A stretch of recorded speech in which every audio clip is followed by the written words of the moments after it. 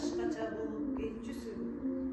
Жүрүң оордогондой, эрдиңди кесилишти, ичиңден өттөр, унчукпай кетип жатсаң да, башыңа кандай күй түшкөнүн баарын билип эле жаткан. Ооба жеринем, унчукканда кантер элем. Мен эле жалгыз болсом экен, согуштун кесири тийбеген бир да үй бүлө, бир да адам калган жок эле го. Башкасын айтпай эле коеюн.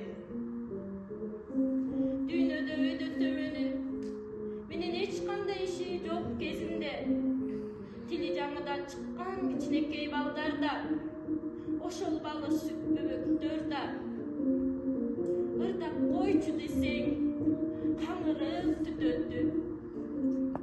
Ак көйдөгү метеги эл бир жетелетеди, аскерге кеткен атамдын бир каар келеби деп калшап турса, кимдин жаны карайбайт да, бүлүк салган душманга сени канабы деп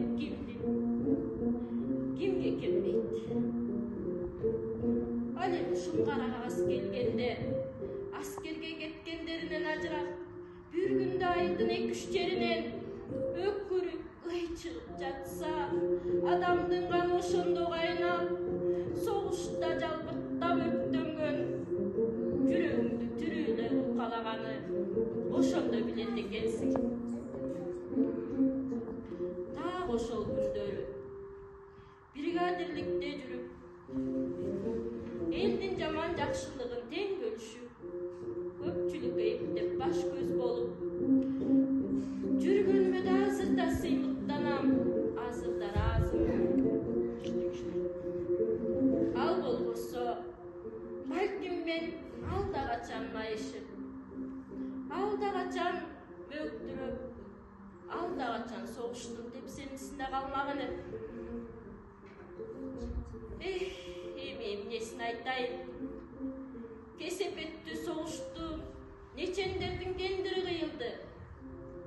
Ата канат жайнагым аман турганда, не деген адам болор эле? Мүнөзүңдөн, кылык жоруңдан айланайын балам. Кайдасың?